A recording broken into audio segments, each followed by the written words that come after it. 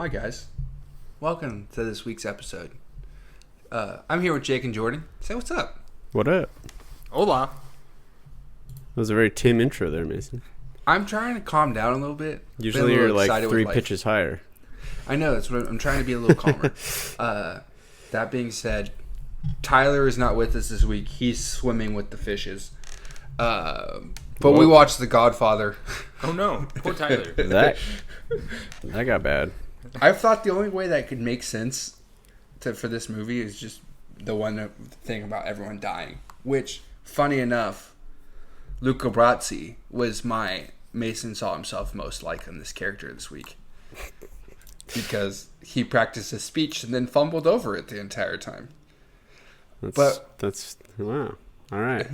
It was the first time I related to a guy that wasn't the coolest, most badass person in the movie. First time you didn't pick the best looking, strongest dude in the movie to compare yourself to. And Tyler, you missed it because you have work. But yeah, we watched The Godfather. Maybe the most excited I've been to show you guys the movie. I feel like my dad when he was like, "It's time for you to watch The Godfather." Even more than 7? We're age appropriate for The Godfather. I'm excited. Jake, don't bring up 7. In real time, 7 just released. And editing 7, I forgot how disappointing and sad I was at the end of that episode. You're so depressed. And I was so depressed for like 2 days. And if you follow us on Instagram, you realized how depressed I was. Because I made a lot of jokes about it. But yeah, we watched The Godfather. Jordan, you were the first one to watch it. But tell me about it. Well, I feel like I like all the movies we watch on this podcast, and I really hate that. But this movie, to me... Should have watched 7. No, but this movie to me was all the hype. I honestly just love this movie. I thought it was hilarious. You guys are ridiculous. No, but I honestly could watch that movie again. I told you, I'm so excited for Godfather Part 2. That's how much I like Godfather Part 1. I don't know why. I'm eating it all. Was this your first time watching it? Yep.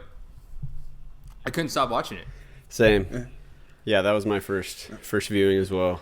Yeah, I lost my Godfather virginity, and I want more. How'd you like it, Jake? I enjoyed it. I thought it was pretty good. I did split it up. It's pretty darn long. I will say that I did have a hard time following some of it, just keeping all the characters straight, just because there's so many of them. But it was definitely an exciting movie. It kept me engaged the whole time, for sure. Yeah, overall, it was pretty darn good. A 3-hour-long movie. Yeah. That is slow, very little action, a whole lot of talking. It's really dark. You have a hard time understanding everyone. And yet, every time I watch it, I'm like, I should be bored, but I'm just in this world, and I just am so happy to be here. It's dark, but it didn't really feel dark, weirdly enough. It was like a dark lighting. That's what I meant by dark. Oh, gotcha. Every scene, like, I watched it last night. Literally dark, not figuratively. Yeah, literally dark.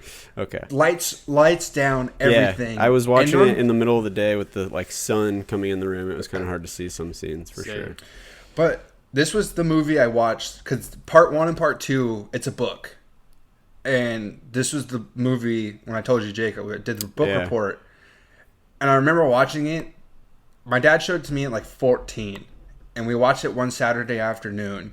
And he was like, put your phones away. If we're going to watch this movie, you have to pay attention.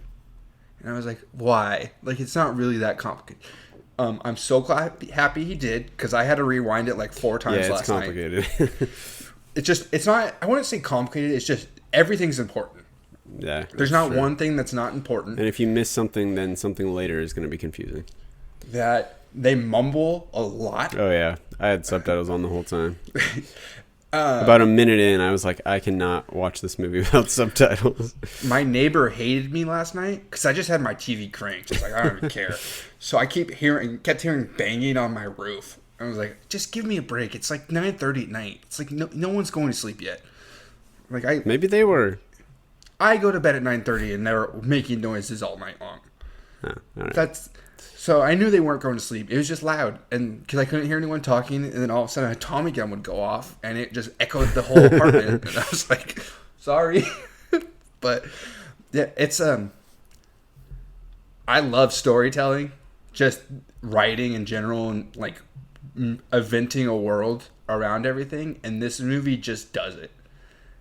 From the opening scene, like we'll go into it more in some of the categories because it's like one of my favorite parts about it. But it has exposition with also the story continuing at the same time. It's like flashing back and forth, which I thought was really cool. And I know I've complained about exposition just being dumped on you in several movies, but like this is the way you need to do it. Where multiple things are happening with exposition, where it's not just let's explain the scene and just see how the person's doing it. It was. I mean, it wasn't super straightforward exposition though either. They left at least some to be like kind of inferred by the viewer. So very much. It is a little different than like the Transformers, for example. How you complained about that. It's definitely a bit different than that. Much better. A lot better acting too. Like we have 4 of the greatest actors of all time in this movie, which just blows my mind. Like Marlon Brando, the dude doesn't remember his lines, but yet is amazing. And Marlon Brando's Vito Corleone, Jake, the dad. Okay. He's reading off cue cards really? The whole movie. Yeah, he doesn't remember anything. The cat that they have in the movie in the first scene, he found it in the parking lot and brought it in on set. Really? And they were just like, okay, this works. That is so funny. Like, there's just so much, like, so many stories, like, researching stuff for this today. I just learned so many interesting facts that just makes me like the movie more. It's kind of like Jaws, where there's just so many horrible things that go wrong. And then you're like, you watch this and you're like, how can all these horrible things go wrong? Like the director is apparently on like the hot seat the whole movie. They're trying to fire him. They kept telling him he was over budget. He was going to run the production wrong. He filmed this entire movie in 2 months and was $3 million under budget. Yeah, it's considered one of the greatest movies of all time. It's the first modern classic. Like this movie, it feels like it come out just a couple years ago. Like it didn't feel old. Besides the runtime, I was just like, because it's a period. It didn't really feel that piece. Old. I mean, yeah. Other than, I mean, obviously it probably wasn't as dazzling, like special effects wise, or I don't think there are any. Just. Yeah, I mean, the stuff that's obvious that obviously it changes quickly, like, throughout time, but... Yeah, and putting it in 1950s, like, it doesn't matter, 1950s, 1940s, it doesn't matter if technology improves or anything, it's stuck in this time period, so you're not looking at it in, like, today's standards. Like, when we watched Alien, which Alien was filmed just a few years after this, and it's supposed to be futuristic, yet our technology is past it, and we had such a hard time looking past that. I think this is why part of the reason this has lasted as long as it has is we don't have that. You just are thrown into those worlds of 1950s. That's and you just true. Yeah. Accept it. But why are we so interested in mafias and gangs and all this stuff? Because that's like there's several classic movies depicting the mafia, and this kind of started it. But why is this such an interesting world that we all want to go to? Yeah, I would assume it's because it's something that not a lot of people experience. And it's something that we're all aware exists in our world, yet most people never really see it. Or at least not, like, you know, the inner workings of how that all works or anything like that. So it's kind of exciting to get a little bit of a lens into that without actually having to join a gang. True. Jordan, what do you have to say about it? Dude, I don't know, the Mafia Museum's down the street for me here in Las Vegas. I don't know. I think it's like the fact that, you know, if you told me that this is based off of real life events, I would completely believe it. You know, there's nothing to me that's surprising. Obviously, you know, I don't know.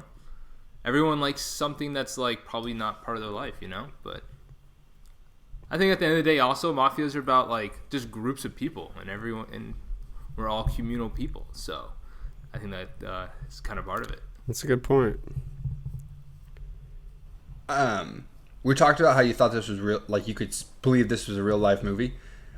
I found out in the research that the hit at the end, like the baptism scene, that one of the guys that was shot in the revolving door, like a block down the street, there was actually a mafia hit that took place during the filming.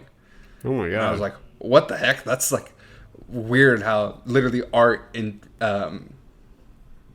represents life or whatever that's saying, or recreates it, or whatever the saying is. But this movie's just, it's a classic that I think everyone needs to watch at least once. And I totally get, like I talked to Lauren just before this, and she just kept saying it was slow and boring. And she's like, there's a lot of movies that I like that are slow and boring, but she's like, I'm not a fan of gangsters and mafia. It just doesn't interest me.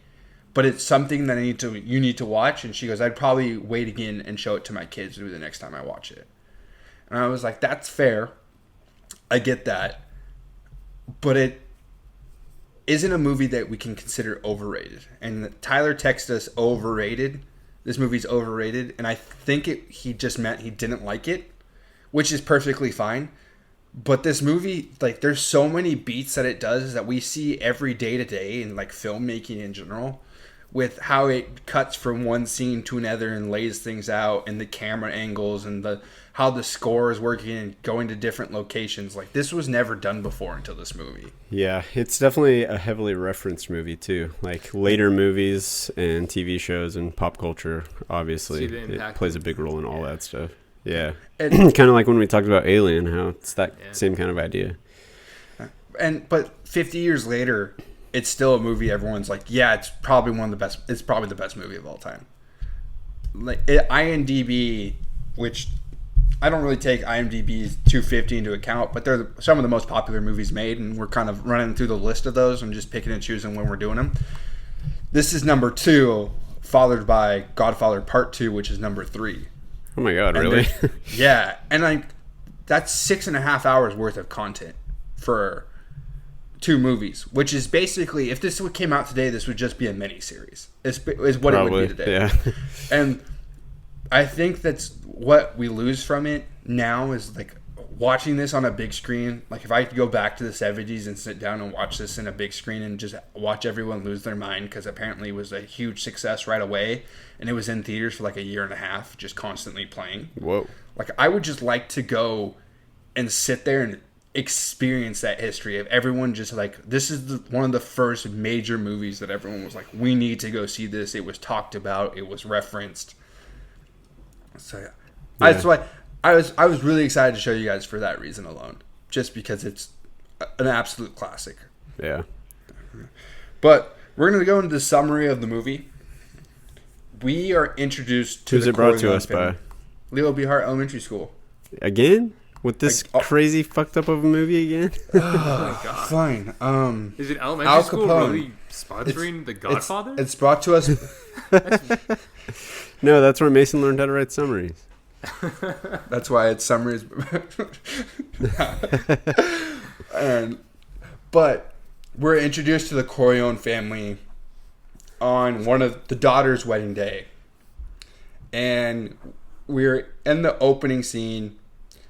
Vito Corleone's someone's asking him a favor, and then has this weird way of just, he's not an intimidating man, yet his presence just overtook the room in that scene. And I remember watching it the first time as a 14-year-old. I was like, oh, this guy's awesome. Like, I don't even know what he does yet. Like, he doesn't really do much in the whole movie. Yeah. Besides try to calm everyone down. But he's awesome. That's half of what it takes, apparently. Yeah. And his presence was just overfilling. And then we have the wedding and this giant family.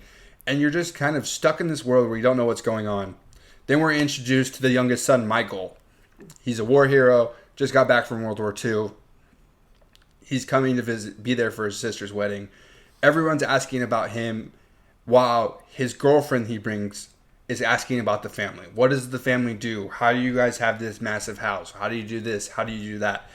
And we see Vito's power and Michael talking about the fear he has of his parents and the power that they have and how he doesn't want to be that. Then we go throughout the movie. Drug dealer comes up to Vito and offers him a deal to start selling his drugs to get 30% of the profit. Vito says no, but wants to respect the man and have a face-to-face meeting and tell him no. A hit is then put out on Vito. Vito gets shot, almost dies. They then take that into their own hands. Michael shoots the two people who set the hit. A huge war ensues. Michael goes to Italy, meets a wife who's like 18 in the filming of this, and he's like 35, which is super weird. They look much closer in age than that in the movie. Well, there's a lot of age discrepancies in this movie that's actually pretty insane. Huh. It's the 50s. No, well, like filming in the 70s, like the mom's only like 4 or 5 years older than Sonny and Michael, which is just insane.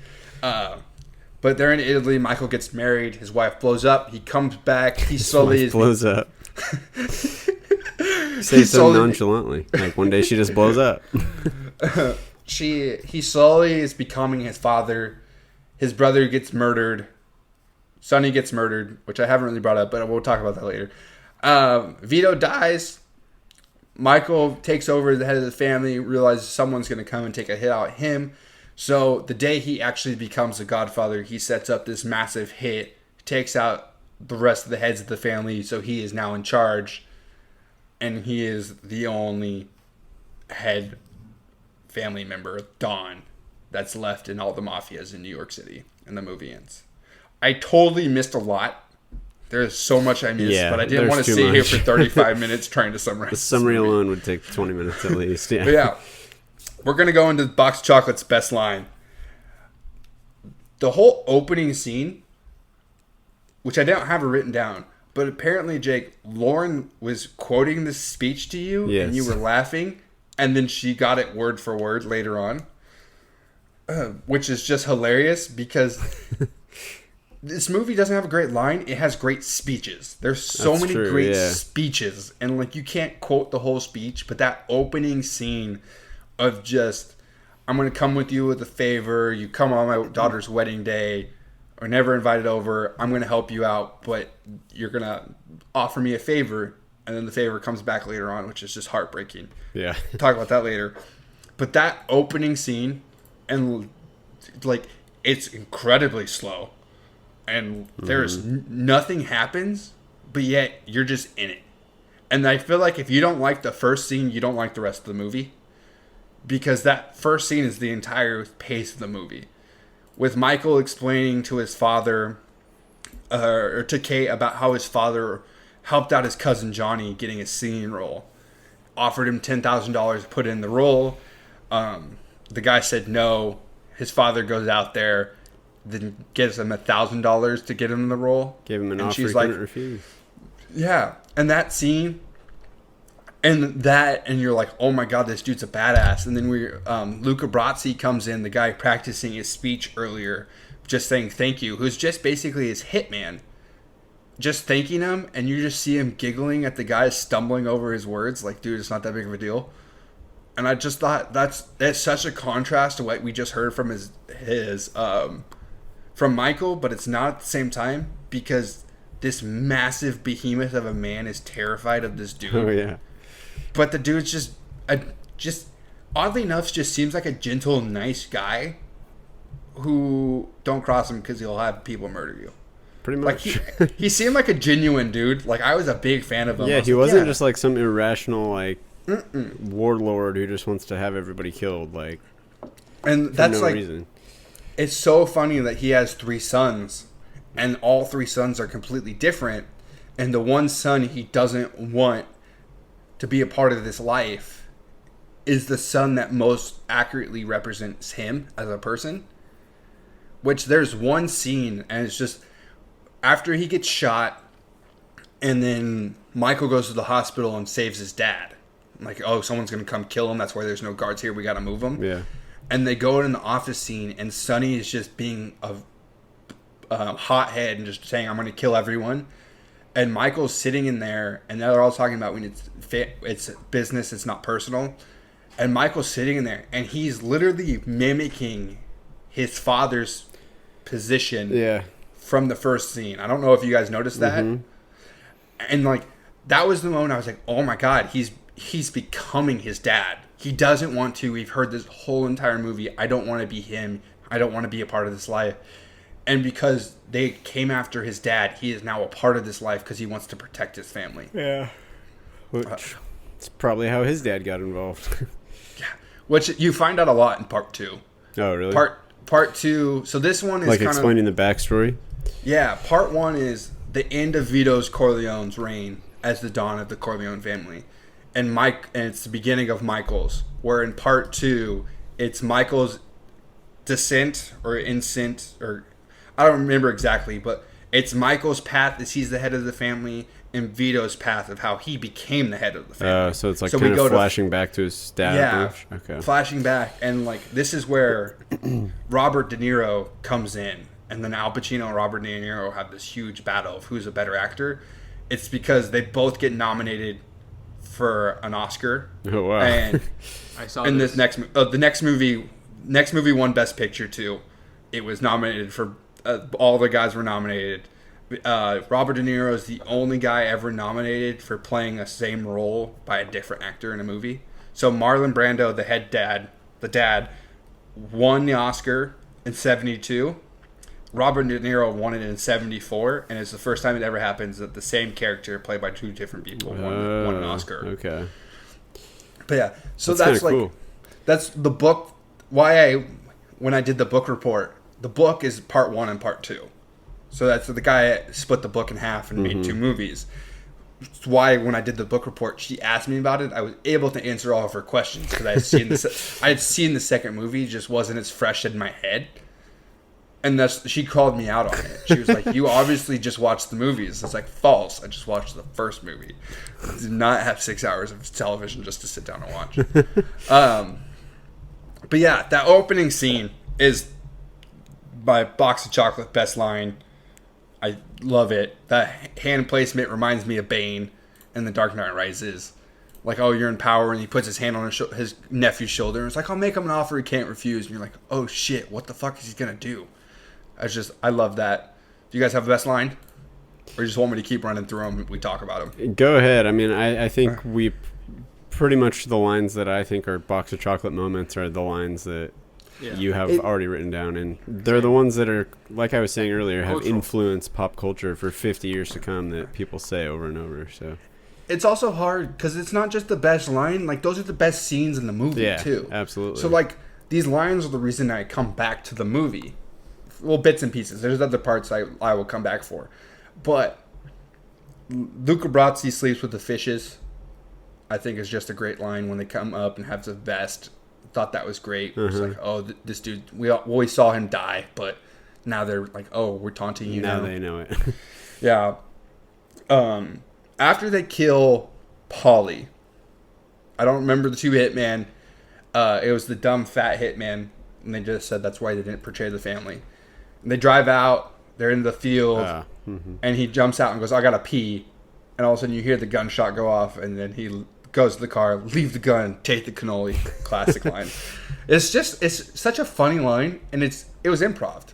The best line, one of the best lines of the movie is improv. The guy just came up with it because they remembered that he had to pick up his wife's cannoli. That's why he said it. And I was like, that's hilarious. I did not know that was improv. That's pretty funny. Yeah, improv. I literally have just so many quick facts about it. That scene to me, it's a great scene. Yeah. Like you're not expecting anything. Like, okay, they stopped. He's going to the bathroom, and then I'm just like, okay, why are they showing this? And then, oh, boom! I was like, oh, that was supposed to be the driver. Okay, I see. You know, so great scene. The best part of the scene, the best part of that too, is when they all get in the car. In the first place, the guy enters the car on the wrong side intentionally. Because if he would have entered on the driver's side, the driver would have thought of something was going on. But the driver then goes, hey, dude, you're in my mirror. Move over. So he pushes him over without thinking. So the guy has guards down the entire time. And we have a moment later with Michael when he shoots the 2 police officers in the head. Or the police officer and the drug dealer in the head. They just do everything they can to diffuse the situation as much as possible. And then they kill someone. And you're just like, this was unexpected. I wasn't expecting that whatsoever. But yeah, that's a great scene. I think my dad quotes "Leave the gun, take the cannoli" at least 4 times. He says it all the time. I just laugh at it every time. It's a good one. Fredo, never go against the family. Literally, the theme of this movie is family. Fredo's an idiot.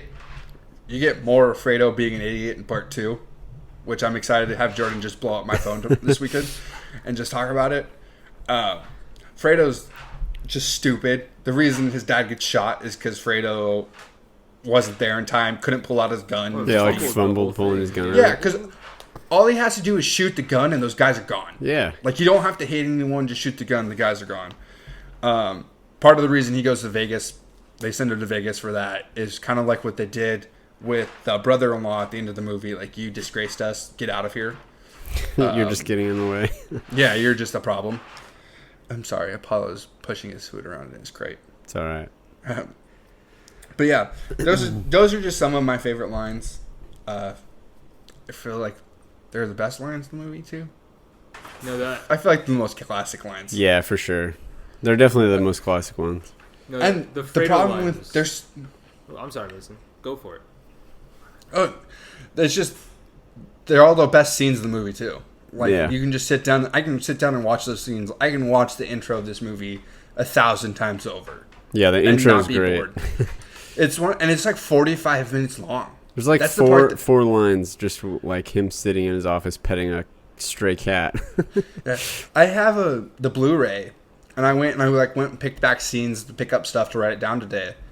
And the first like scene 1 through 5, and then like 6 through 10, up until like scene 7 is all the wedding. Oh, really? And that's just it's insane. Yeah. And I'm singing opera at your wedding, Jake. Just so you know, I'm singing Please don't. Italian opera. Can't wait. I think I can do it. You know, it is funny that you bring up that it was like Do the it, first 7 or 8 scenes, because when they finally left the wedding, I think right after that it just cut to like an airplane touching down in Hollywood, LA. Yeah.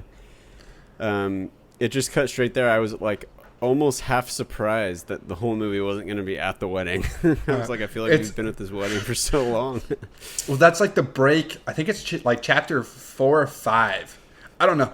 This like I said, this movie's long, and the book, because I did attempt to read the book. What is it, like 900 pages? It's thick. It's a thick book, but it has like 37 chapters, and I was like, what the hell? But like some chapters are like a page, and then like some chapters are like 18 pages, and you're like, what the fuck is going on? It's like this thick too. I was like, oh, I've picked out this book, I've watched the movie, it'll be good. So a lot of Italian names, really hard to read. Oh, I bet. But real moments, the emotional moments, hidden meanings, great moments of the movie. We have been talking about the opening. We will talk about the opening again. I think it's the best opening to a character, the best opening of a movie ever. It does a great job of setting up a world. Like when people pitch pilots for movies or for TV shows, this is what they should try to do. Like Game of Thrones, I think, is the closest one that did to it. Where the pilot, and even Breaking Bad, 2 of the greatest TV shows that have been on television. Mm-hmm. The pilots are great.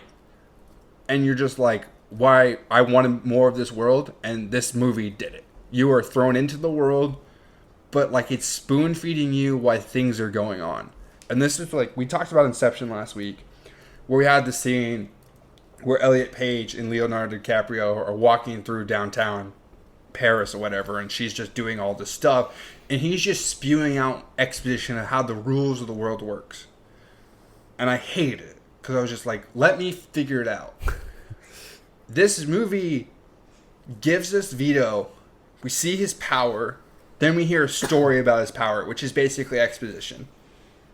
And then we get another display of it. And then we get one more story from Michael.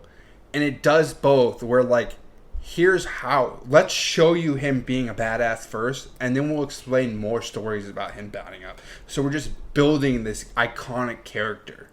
And they did the same thing in Game of Thrones with Jaime Lannister. They're like talking about how great of a swordsman he is, and like you just see him right in, and you hear all these things, and then you actually see him fight later on. And you're like, oh, it lives up to the hype, and he has that persona of like, I'm better than everyone. Where this movie, he does the same thing. you can feel him in control the entire time, and I just love that. Yeah. Anything else to say? Anything to say with that? Or am I just gonna geek out the whole time? And you guys just gonna go off me geeking out? No, I think you're right. I think. I mean, it is kind of interesting, especially with, you know, in this case, with him being, you know, pretty old, not really physically capable of doing a lot of the things that these people have presumably seen him do in his past. That is an interesting way to kind of introduce, like, his personality and his badassness, I guess you could say. Because obviously he can't demonstrate a lot of that stuff to you now just because he's so old. But obviously all these people have seen him do that for the last, I don't know, several decades, and know that he's in charge because he's a boss, basically. And he's always just even when he's going senile later in the movie. Yeah. He's still so much ahead of everyone else what they're planning on doing. Like, told Mike exactly what was going to happen, basically. Even though he repeats himself 7 times, you're just like, my God, man. Like, right. how are you this much in charge? Like, how are you doing this? Yeah. It's insane. Yeah, that was an interesting scene. I was like, kind of trying to figure out, because it seemed like he repeated himself a few times, and like I can't remember what he said. He forgot. He just like randomly forgot something that he should have known. To tell him about the telephone lines and see who's calling back and forth, and have Michael call, because it's back when they had the telephone companies and you had to pick everything. They had people inside the telephone companies, and he was like, where are these calls wiring going to? So that was what he was saying. Okay. Yeah. But I think there was something else too, that he just like maybe started a sentence and then forgot where he was going or something. Like, they were making me think that he was like dealing with Alzheimer's or dementia or something, just like completely losing it. But yet he was still offering like perfect strategic advice to Mike. Yeah, of how to deal with it all. I like the scene, like, they put him as a consigliere, which I guess is basically the vice president, chief of staff, or whatever it is for the presidency. Like, the guy who's just going to help plan everything.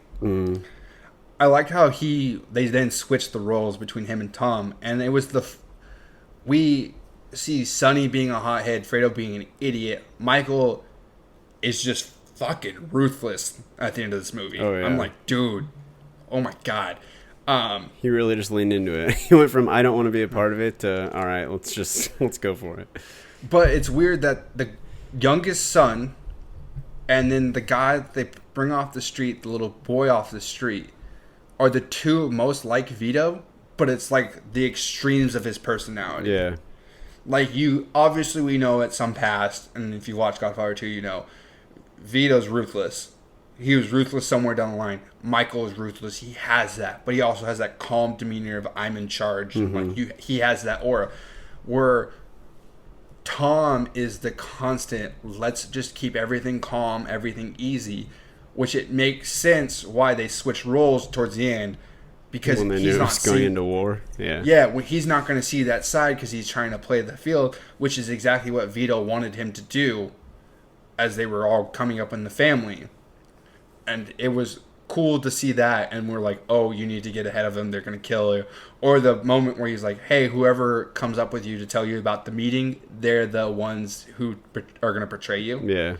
I thought that was great. And then the moment they have the funeral at the end, Tom immediately embraces whatever Vito left behind. It's like, I have to be a little more ruthless than I want to be. And he immediately starts talking business with Michael, and it's like, who is it going to be? They have their meeting. Is like, it's him now. And I was like, that's a great scene. Like, we see them both. Yeah.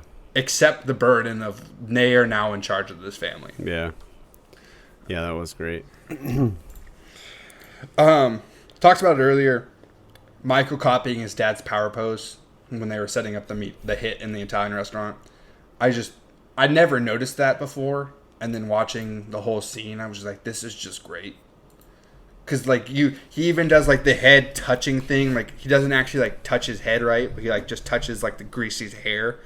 Touches it just right. And just, I don't know how he was able to do it. But the mannerisms he has, that he copied Marlon Brando's mannerism to perfection. I was like, this is insane. It just looked like he was playing a younger version of the same character at times. Yeah, like he was just being like it was actually their father and son. Yeah.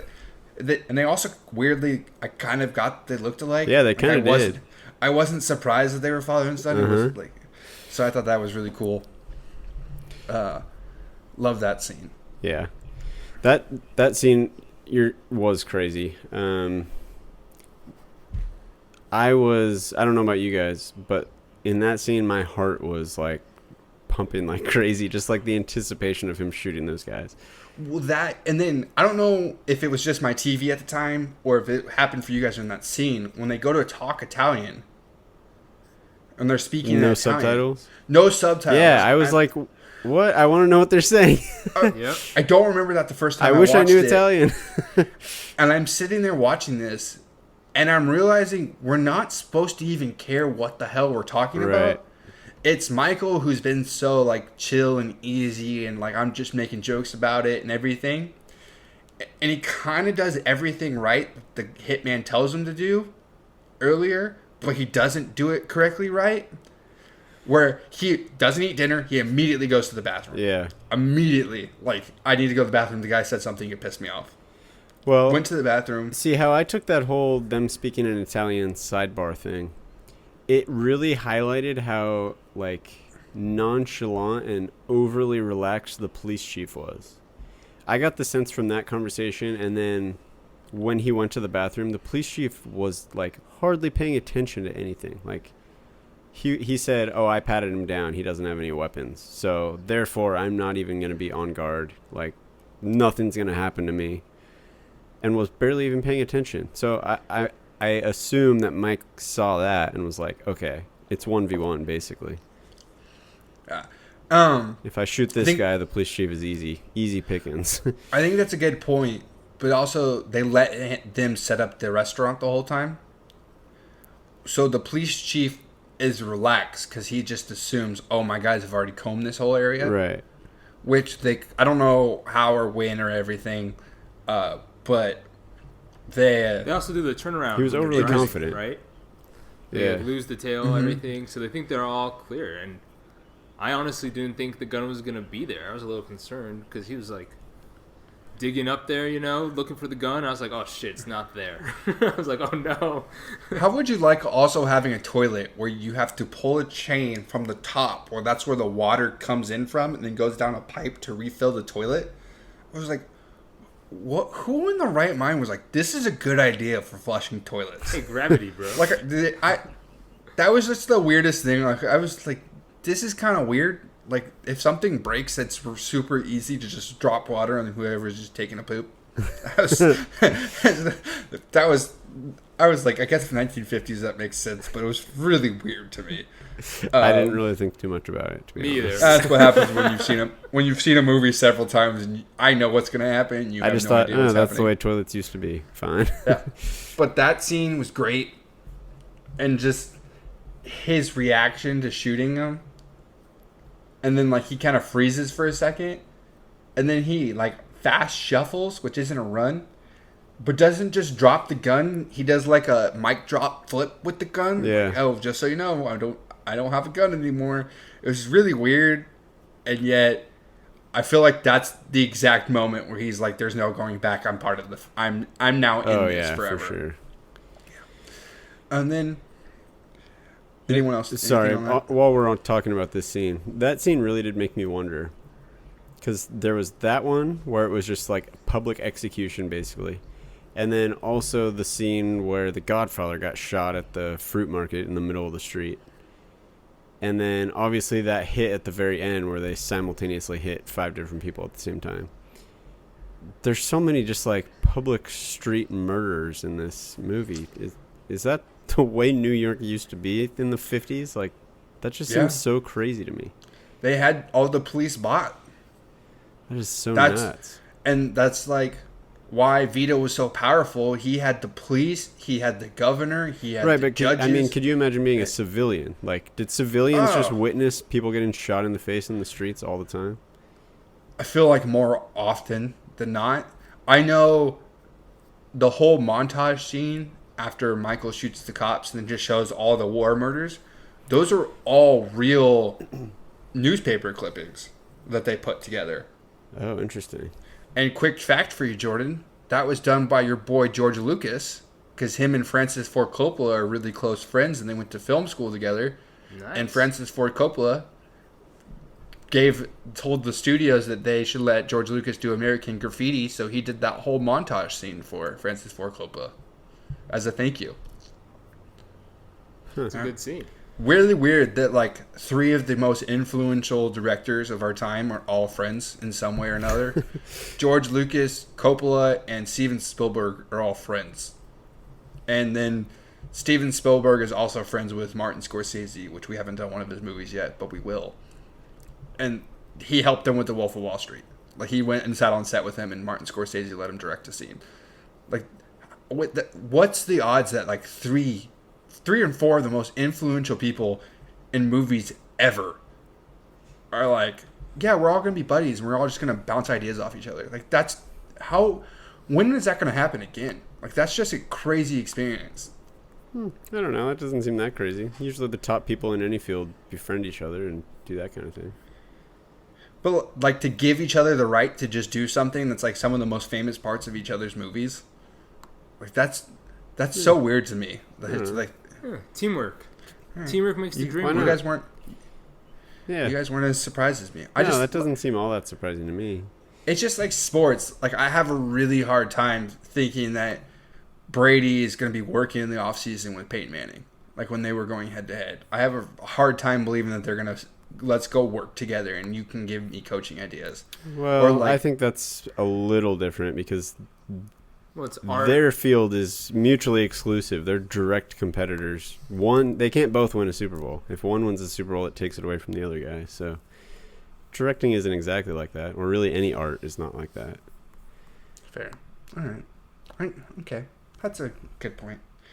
But like Tom Brady working out with, I don't know, Mookie Betts. I mean, they're probably not. I mean, that's just a random off the top of my head, but like, that wouldn't seem that crazy to me. I don't know. It's a bad example, but you get what I'm saying. Yeah, I do. Like, the flexibility and stuff of how each other prepares. Like, it might not be for the same sport, but you can prepare the same way for situations. Right. Like, two movies can both be successful. Like, they can help each other work on their movies and not take success away from their own movie. Yeah, man. That's iron sharpens iron. Yeah. Working with the best people is only going to make you better. And that's why you guys are on the pod. Hey. There you go. Sonny dying at the toll booth.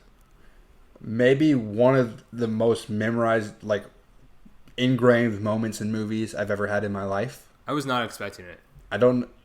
It's just brutal. Oh, yeah. So bad. Over the top. This is the scene where my neighbor started banging on the roof. Like, turning your TV down. I forgot it was coming.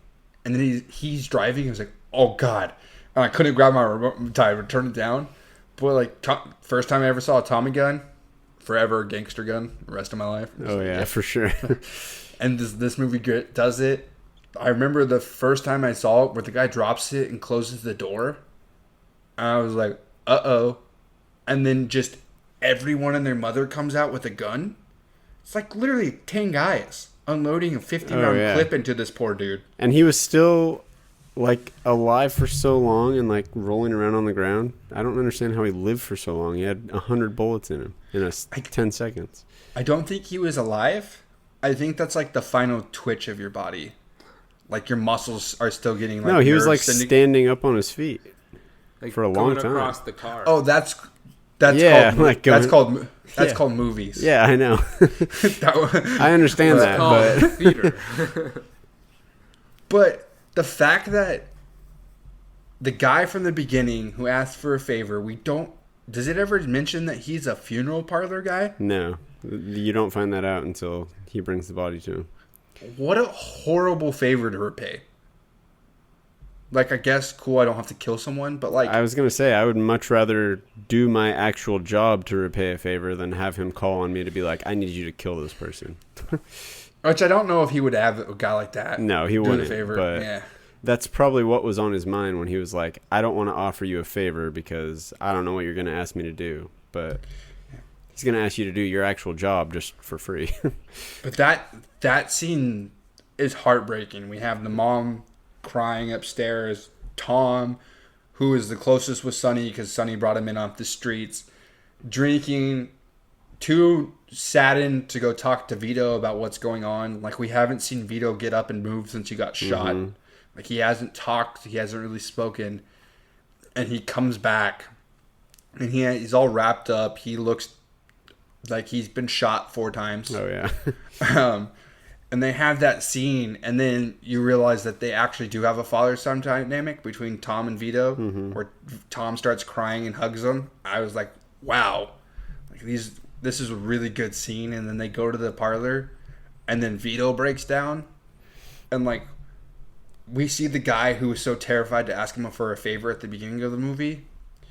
Now at this scene, seeing this man that is on this pedestal of power, just defeated and saddened. Oh, yeah. I was like, oh my God, like, this is heartbreaking. You know, that guy was just like, I'm scared, but yet I also feel awful for this guy right now, and I don't know what to do. That was a great scene. Yeah, that was. It was heartbreaking, and how is he gonna make that body look better? That was good acting too. Like, they all did such a good job at playing that emotional role that you'd be in that situation. And Marlon Brando is considered one of, if not the best actor of all time. Sorry. Freaking Scully. I just saw him at the door. I was like, I wait for him to scratch it. Yeah, I saw it coming. But considered one of the greatest actors of all time, if not the greatest, with 2 of the most in the same movie. Yeah. Robert Duvall, who plays Tom, is also considered one of the greatest actors of all time. Al Pacino has some of the best movie moments ever. And now he's just so over the top as an actor. Like, so he is the old guy who convinces Leonardo DiCaprio in Once Upon a Time in Hollywood to go to Italy and shoot all the Westerns. That's the same guy. Michael and him are the same guy. Okay. So, like, him being over the top and loud and obnoxious, it's just so weird to see him so controlled and calm in this movie. And he's also Scarface, which we will be doing. I haven't seen that one yet. Yeah, I know you haven't. But he's in Scarface, he's over the top and crazy. So it's really cool to see him just calm and collected in this whole movie. But that, and then we have Robert De Niro in the second one, who we all know Robert De Niro. He's been around our whole life. He's great. But that scene leading into all the families meeting together, and then Vito realizes that the Bottolinis, there's 2 big families. The other guy who has the camera destroyed at the wedding is the one that actually brought the hit out on him. And it was really, like, him noticing how everything played out in that meeting. And it was like, it wasn't this guy, it was this guy, and that's the guy we need to watch out for the whole time.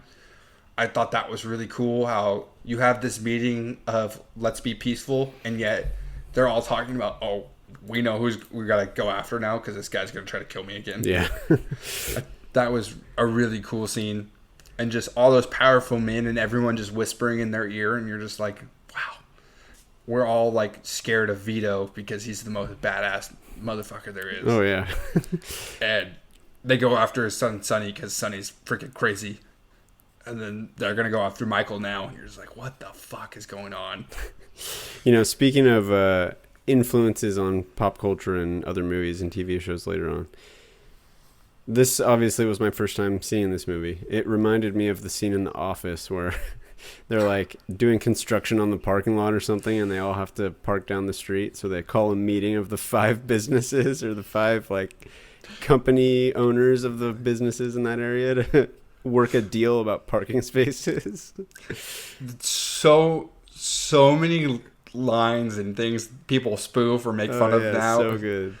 Awesome. And I didn't even remember that until you brought it up, and I was like, oh, it's Godfather. Like, yeah, it's totally Godfather. Of course, I didn't know it when I saw it in The Office, since this was my first time watching Godfather, but it's so blatant. Also, Vito being old just kind of broke my heart. and his death was also heartbreaking. Yeah. He like swears, like the scene we just talked about with all the families meet together, and then he swears on his grandkid's life that he's gonna keep the peace, and then we see him playing with his newest grandson, and it's a really sad scene because he's genuinely happy and just excited to be there. Mm-hmm. And then I guess he had a heart attack. I assume that's what happened. Presumably, something like that. Like. Yeah. And just dies, and then the poor kid like thinks his grandpa's still playing with him and goes shoots him with water. I was like, oh, this is heartbreaking. This is just a sad scene. Yeah, that I found that scene very interesting. I haven't spent a lot of time around small children, not since I've been a small child. I thought that was very interesting that, you know, his grandpa dies and he's just like thinks it's a game. I mean, I don't know if maybe that's real. I mean, I obviously wouldn't expect a 3-year-old to really understand somebody dying right in front of him, but I think he realized something was wrong because he takes off running, and I feel like he goes to tell someone like, "Hey, Grandpa fell down. Think so? Won't get up." But I know for a fact he doesn't recollect what's going on. Yeah, no I mean, obviously, I wouldn't expect a 3-year-old to really understand what's happening, but that just that like kind of added to the heartbreak of that scene, I think. Mm-hmm. That the kid just wanted to keep playing. Yeah, he was just having a good time with his grandson. Who, I mean, it's almost like he died. He didn't die alone, obviously, but you know, just nobody around really understanding what's going on, basically, and the kid just like still playing with him as he dies right in front of him. Just, so sad. Jordan, what's one of your real moments? Oh, well, my real moments, I thought when Michael was talking with his wife, or his second wife. Well, first off, I just have to say this. The disrespect for the first wife. Like, she literally blew up, and then they never talked about her ever again. It was just like, okay, what happens in Italy stays in Italy. But then when he's talking with Diane Keaton, and he's like, listen, you can ask me one question about my business one time. And, of course, he lies, like, stone cold right to her face. And the whole time, I'm like, everyone knows he did it.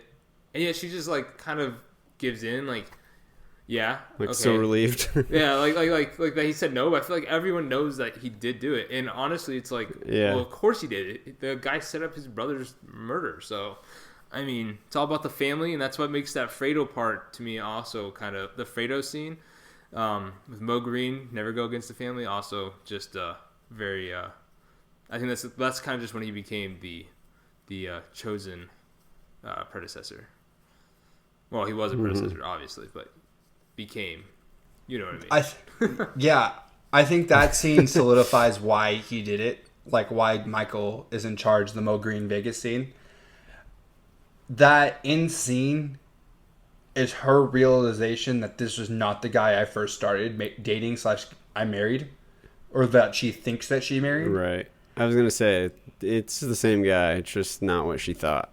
Yeah, so she believes him because the beginning they have this same conversation where he tells her no, and then he tells her one story about the offer that he can't refuse. Mm-hmm. And then she's kind of in shock because hasn't been around this world. She has no idea. So the fact that her husband could kill his brother-in-law because he set him up makes it really hard for her to believe. And so when he says, no, I didn't do it, and then hugs her and, like, consoles her, she believes him. But the moment she walks away, and you can just see it on her face, like, oh, I was lied to, like, this guy's, like, my husband could kill me at any moment, and no one would know, because he could just sweep it under the rug. Her face just loses, like, all hope in this movie. And I remember her having way more of a part, and I guess it's more in the next movie, where she's a lot more important. Because she's kind of just pushed to the side in this movie, and she's a great actress. But I felt like that was the moment where we're supposed to be like, oh, Michael just doesn't care anymore. He has one thing on his mind and one thing only. Yeah. So that was my real moment, that very final scene where, he essentially picks his dynasty of a family business over his wife, basically. And you brought up Breaking Bad earlier. That really felt very similar to Breaking Bad almost, that, Walter White picking his his what's the word I'm looking for? Not dynasty. Empire. Picking his empire over his wife, basically, which is essentially what happened in both situations. Just that like hopelessness almost. It's such a sad moment for their family, for their relationship, I guess. Does that help? Is that how you understood the scene, or were you just surprised? Yeah, no, I totally. I mean, and I think they did a good job with like the camera work also to kind of nail down that symbolism.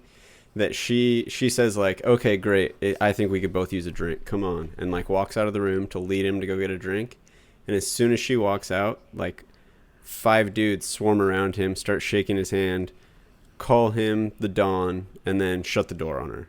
Like, they totally nailed the symbolism in that last scene there.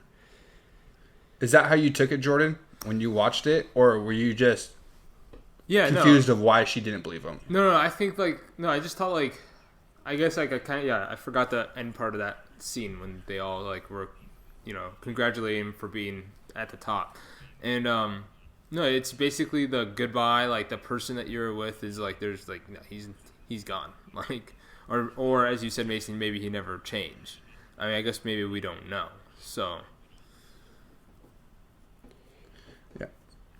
Yeah, I agree.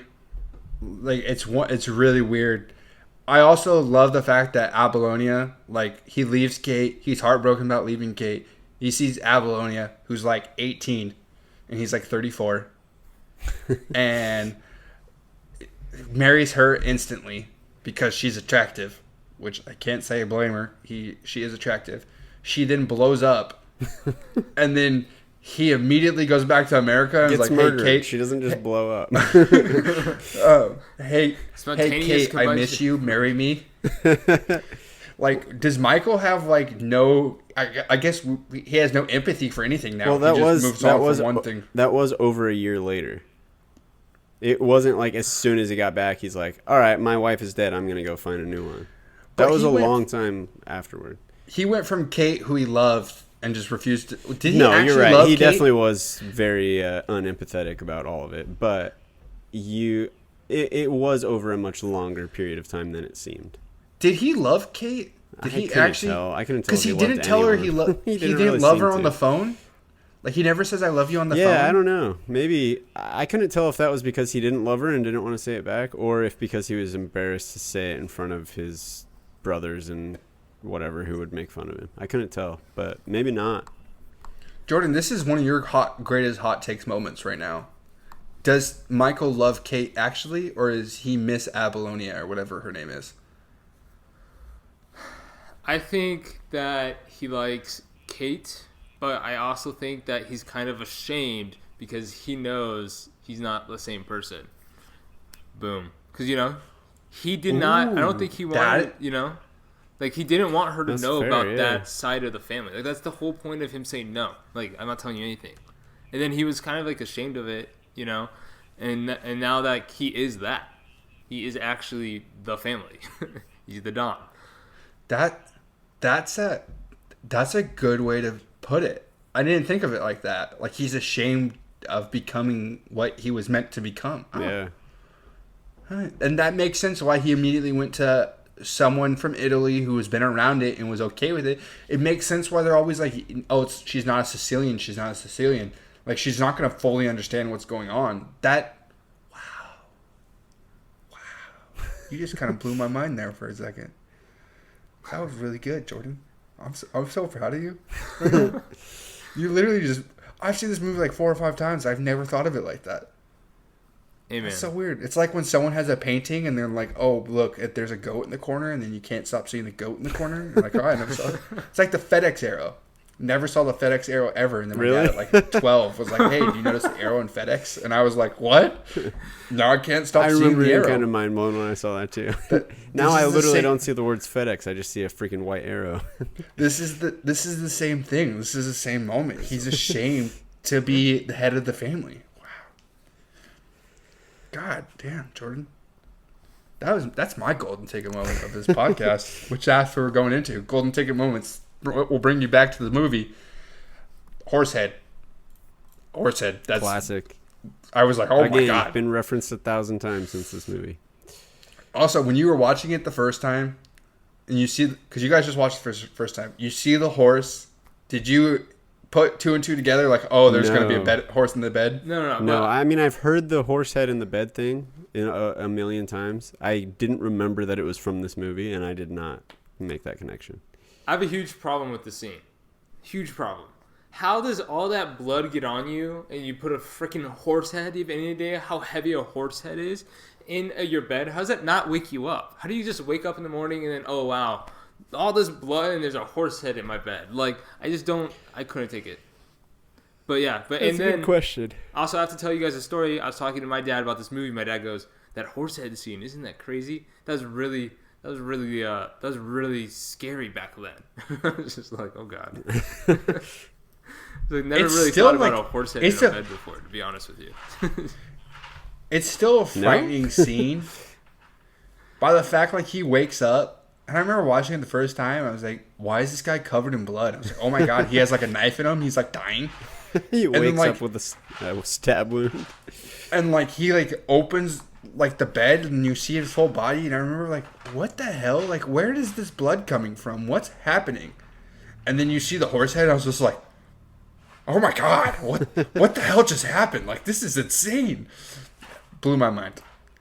I wasn't scared, but it definitely blew my mind. And I was like, oh my God, I can't believe this happened. Yeah, I mean, I kind of figured out it was the horse head as soon as he saw the blood. Then I was like, the horse head's in the bed. That's where this comes from. It's so weird how many things we've noticed that come from this movie. Oh, yeah, so many. It really is crazy because, yeah, I mean, I didn't really realize before I saw it, like, how much came from this movie. But it's like every line or every memorable scene has been redone so many times. It's crazy. Jordan, you got a golden ticket moment? No, I mean, not really. I think this whole movie to me, like, the fact that this movie was so slow and I was able to just eat it all up because it's, I mean, in retrospect, honestly, Breaking Bad and Game of Thrones are just kind of copies of this where it's all dialogue and then action. Yeah. But if you miss the dialogue, then part of the action might not make sense to you. Like you kind of have to just pay attention to the details, and I think it makes sense that that's part of the reason why I like the movie. Yeah, it doesn't hold the weight. I know the baptism scene, the first time I watched it, I was like, oh, this is cool. Rewatching it for my book report and realizing he did all that because everyone was trying to kill him, I was like, oh my God, how did I miss that? And I guess because I was 14, you can't really comprehend everything that's going on.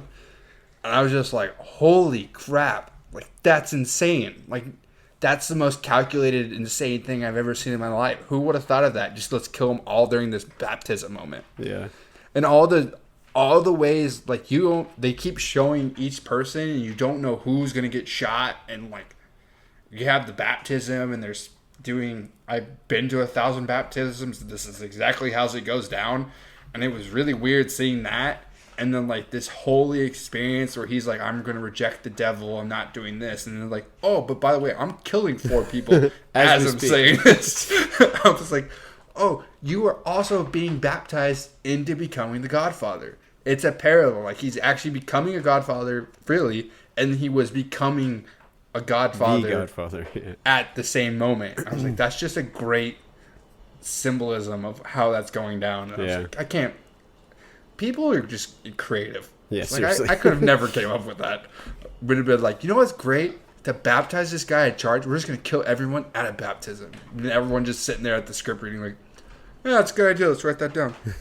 Just like, would have never thought of that. Jake, you got a golden ticket moment? Yeah, I mean, I kind of already talked about this a little bit, but I think my golden ticket moment has to be the scene where he killed the police chief and the drug guy in that restaurant. I cannot remember another time. Like I said, my heart was beating. I legit was like checking my pulse at one point because I was like, my heart is beating way too hard right now. I cannot remember the last time I was that engaged and on the edge of my seat for a scene in a movie. Like, did you have your Apple Watch on? I think so. Yeah, I should check see what my heart rate was. See what your heart rate was at that time. And send us a text later, right. and I'll say it at the beginning of it. I changed my mind. I have a golden ticket moment. I changed my mind. We can have multiple golden ticket moments, Jordan. You don't have to change your mind. You can just say I have a lot of them. All right. Well, I mean, there's a lot, but when Vito was like in bed, recuperating from the gunshots, and he finds out that Michael is the one that did the hit, essentially, like the despair that he had, like it truly showed you like how he was miserable, like that crushed him. Like it just shows you how badly he didn't want him to be in that life, and the fact that he wouldn't take a picture until Michael was there to take a picture with the family, and then and then like you kind of like you can also see like Michael didn't want to be pictured with his family. It's kind of just part of his being ashamed, I think, and it just kind of shows that he really cared for his obviously he cared for his children, but he even cared more for Michael, like to the point where he didn't want him to be involved in the family, and it's a mob family. He thought so highly of Michael because Michael was the only kid that did it on his own. And I don't want to spoil too much of Godfather 2, but for whatever, if Godfather 2, where I told you it's like you learn about Vito's coming up. Don't ruin it. And I feel like he even says a line in it, "Oh, I spoil my children." The only child that didn't get spoiled was Michael. Michael refused to get spoiled. He chose to go to the military. He chose to do the right thing during World War II when all these horrible things were going on in the world.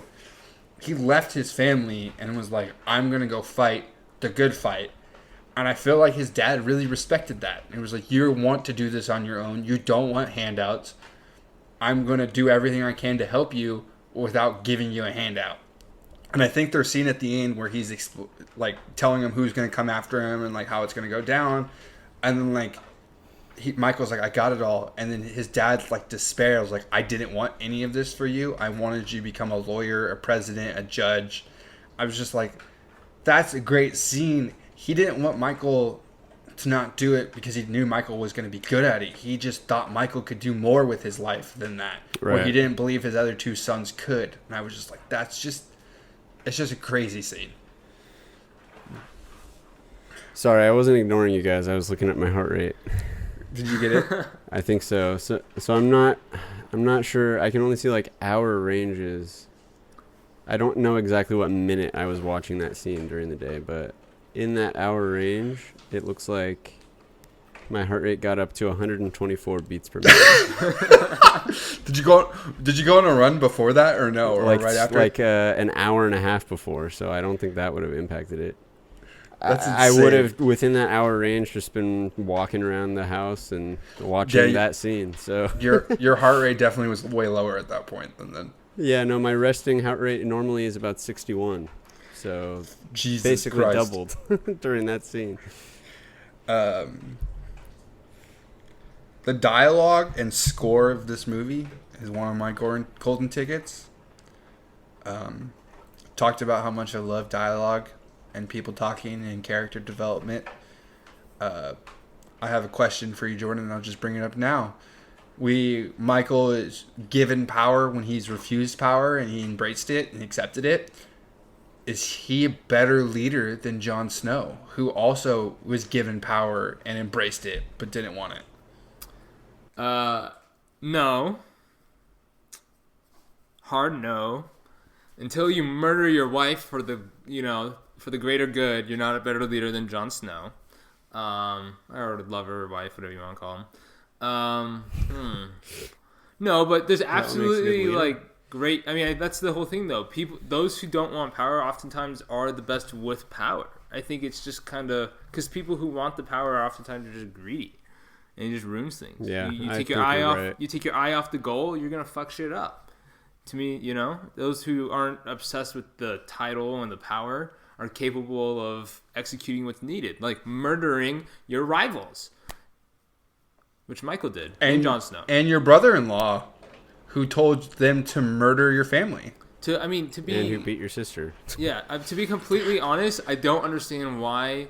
I hate this sister. Like, I hated her after she was mad about him. I'm like, he beat you up. Like, I don't know, but don't talk about Adrian like that. Oh, I'm sorry. My bad. Also, that's Adrian from Rocky, which I didn't really realize it till today. And then apparently my dad told us that a long time ago. And then she's also Francis Ford Coppola's sister in real life, the director. And he put her in the movie. And I was like, huh, interesting. Just a quick fact for you. But she's definitely she's a great actress, and she's the weakest part of this movie. She's trying to throw 100 while everyone's like warming up still. Like, hey, we got more to do. And she's that one kid at practice, like, watch me, I'm throwing 90. Yeah. It's a great analogy. It really was. Like, she wasn't bad, just everyone else in this movie is so much better than her. I was like, you're trying hard. But yeah, that whole fight scene when she's pregnant in their apartment, I remember hating it as a kid, and I hate it now. I was kind of caught off guard by it. Like, yeah, and I found that they put it in the movie. They just put it in the movie because felt like the Paramount felt like they needed more action. I mean, it definitely made it a lot easier to hate him and be completely okay with him getting murdered. Yeah, no. Or because Sonny kicks his ass right after that. I was like, I'm okay with that. Yeah, it definitely made it a lot easier to be like, all right, yeah, he sucks. But the score of this movie, like, when I think of the Mafia, the score pops in my head. Like, this is what gangsters listen to when they're driving around their 1950s cars with their hats on. I was like, this is what I believe. Like, it set the tone for the whole movie. Like, you don't know if you're supposed to be happy, sad, nervous, excited. It was just kind of so mellow tone. Yeah. But it's really pretty. I did notice something. I will say I didn't really notice the score too much. Like, I didn't really focus on that much. But I definitely did notice a couple times where I was like, this music seems like almost kind of happy when it really shouldn't be happy, but then also kind of ominous when it seemed like nothing crazy was happening. So yeah, it was kind of interesting. Definitely did make you feel certain emotions throughout the movie that sometimes even seemed to contradict what was actually happening visually. It's kind of interesting. Jordan, do you have another golden ticket moment? Or do you want to go on the score more? Oh, no, I was just going to bring up one thing about, I don't know why I just thought about this, but the whole scene when Connie was, like, breaking all the dishes, I was just like, what is she doing? Like, what the fuck? I don't know. I know she was mad because I think he was cheating on her or something like that. But just had to throw that in there. Yeah, because she answered the phone right before that, and she told him that she can't come. Or that I'll be coming later. And then he was, like, getting ready to leave, even though she just made dinner for him. Oh, okay. But he sucked. So, yeah, he was literally about to leave to go cheat on her and instead stayed home to beat her up. So, real stand-up dude. Nice role model. Yeah. But we can... Do we have any more golden ticket moments? I do not. This movie is a golden ticket moment? Can we just say that? It's pretty good. I definitely enjoyed it. Yeah. See, the opening scene that we talked about for 45 minutes. Yeah, we already got that one. Yeah. I'm kind of bummed Tyler's not here either, because I think we could have convinced him to, like, realize why this is so good, as we're all like, yeah, this movie's great, and just be like, him noticing all the good parts of it. Well, I guess he's not here to play devil's advocate or argue the other point, so. No, he's sleeping with the fishes this week. He'll be back next week, though. Yeah. But we're going the cheesiest line of the movie. We just talked about this earlier. Everything that Adrian, Rocky's wife, Francis Ford Coppola's sister, whatever her name is in the movie, I don't even remember her name. Whatever she speaks in this movie, the line's kind of cheesy.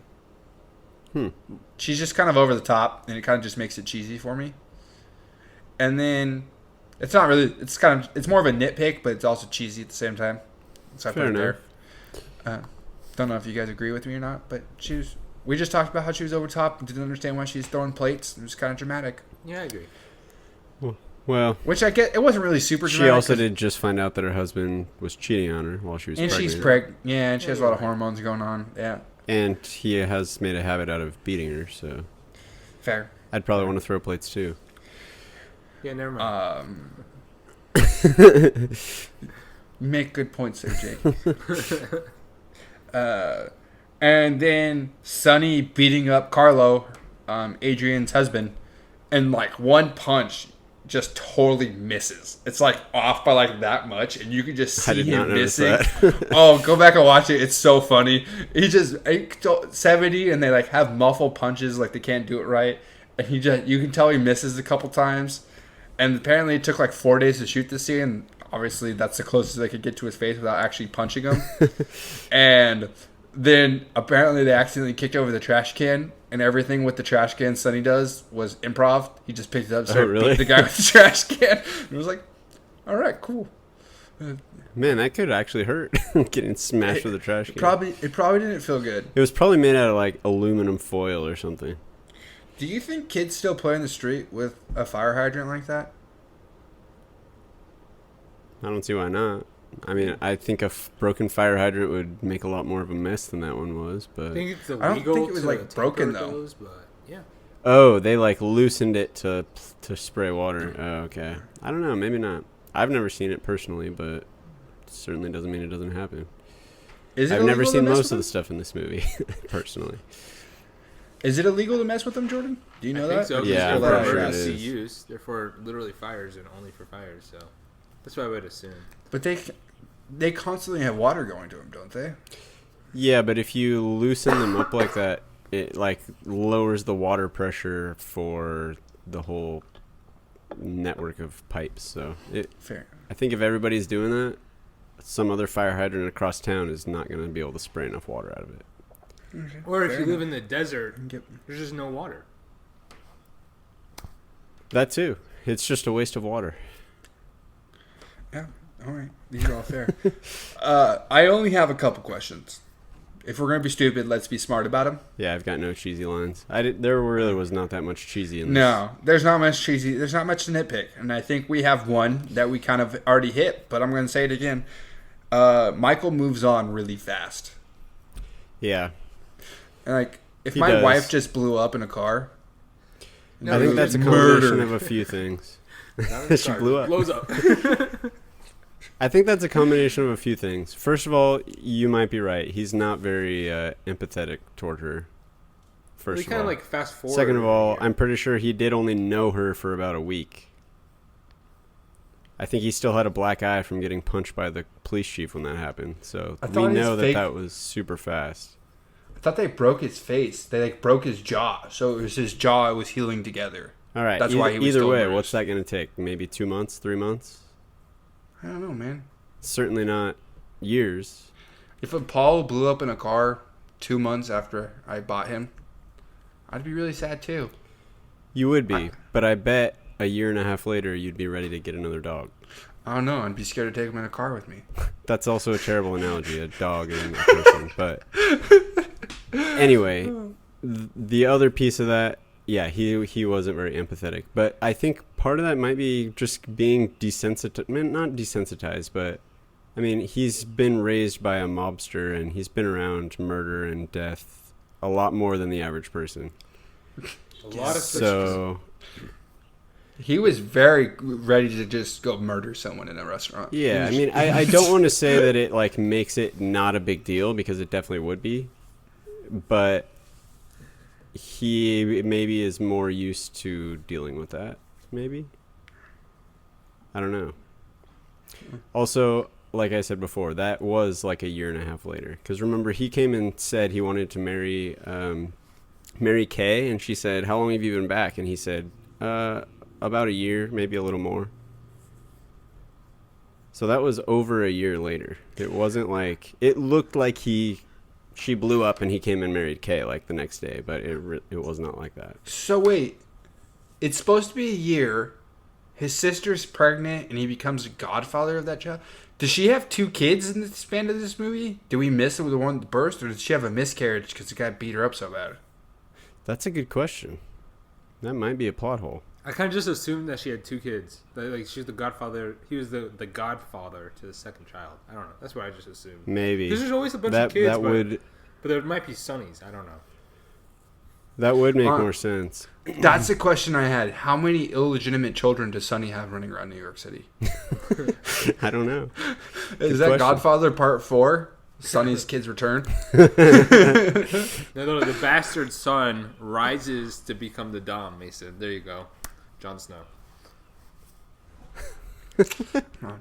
So, I don't have any more. Oh, who wrote Why one. Do They Always Leave the Gun? Yeah, so this came up twice that I can think of, maybe more. The cannoli line that you said earlier. Leave the gun, grab the cannoli. First of all, they left the murder weapon in the car with the dead body. And then when he shot the police chief and the drug guy in the restaurant, he dropped the gun. What? Maybe I just missed it, but what's the reasoning for why they always leave the gun at the scene of the crime? Every gun is taped with a specific tape that doesn't leave fingerprints behind. So it's unmarked, it's unregistered, unmarked gun, so you can have the weapon, but there's no point in taking the gun with you. Why not? Because you can be linked to the crime. If you leave the gun there and you walk away, okay, they can't put you at the scene. But if you take the gun and go with you, they can put you at the scene. Okay, so it's really just has to do with being able to trace the shot back to that gun. Yeah. And then saying, oh, this gun's in your possession, you must know something about it. Okay. Yeah. It's 1950s, and they don't have a lot of resources to check everything. Even though he loaded the gun and everything else, because they don't have fingerprints, they can't do it. Yeah, I mean, it makes sense. That's what I figured. I wasn't really sure. They didn't really seem to explain that. But that goes back to what you were saying earlier, which is a positive that they didn't beat you over the head with unnecessary explanation of stuff. Do we want to watch Godfather 2 within the next month or two? I know, Jordan, you are watching it this weekend. Dude, I can't, yeah. I'm definitely watching that. Jake, would you be willing to watch a 3.5-hour long movie? Oh, boy, I don't know. Maybe. That's pretty darn long. You're going to have to split it up over several days. I will certainly have to. Or just sit down for one whole day. Just bust it out on like a Sunday afternoon. We watch this much football, you can watch The Godfather on a Sunday afternoon. We'll see. So, this is notorious for having a terrible third movie. Do you think the third movie is bad? Or do you just think it's not as good as the other two, so everyone hates it? I've never seen the third movie. This is just a general question and thought. Well, wait. Let's lay down the facts here. No. Let's lay down the facts. Part 1, best Oscar winner. Best Picture, won the Oscar for Best Picture. Part 2, it won the Best Picture Oscar.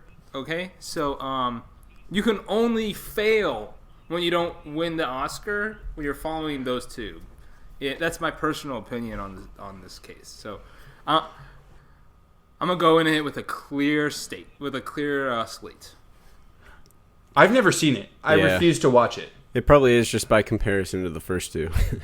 It's like the Rocky movies, or this is one, and there's another movie with the trilogy. I just refuse to watch the third movie because it's just going to ruin it. Oh, Terminator. I haven't seen Terminator 3. Like, I saw Salvation before I saw the first two Terminators, and that's the only Terminator sequel I've seen after Terminator 1 and 2. I refuse to watch the rest of them. I haven't seen any of the second Rambos. I haven't seen any of the extra Lethal Weapons. I haven't seen any of the extra Die Hards because those movies are just ranked so high. I'm just like, I'm not watching the rest of them just to ruin it for me. What about Harry Potter? Harry Potter is a whole book series, though. But that's like, so this is a book. Part 3 is not a part of the book. Part 3 was written on its own. Oh, so the first two movies were just one single book that was a one-off book. It wasn't... Yeah. And part 3, the director's like, hey, I'm broke. Let's make Godfather Part 3. And everyone was like, swear to God. And everyone was like, yeah, okay, let's do it. Interesting. Mm-hmm. I was like, huh, fascinating. And his daughter is in both movies. Sofia Coppola, who's an amazing director. We should probably do one of her movies at some point. What character is she? She is the newborn boy that is being baptized at the end of the movie. Oh, really? And then she is the daughter of Michael Corleone in Godfather Part 3. All right, let's rank the movie. Jordan, number it. Ruin the rating system. Do it, man. Do it. He's going to give it 6. I mean, I got to give this, a classic rewatch. Obviously, it's always going to be a classic. It's a 5-star movie. I don't know what box it doesn't check, except for, They're ridiculous boxes, but it's all there. That was the most simple, to the point thing Damn, ever. you did it. Finally. You did it. I'm so proud of you. Cheers, Jordan. You blew my mind with the fact that Michael's ashamed that he's the Don. I can't get over that.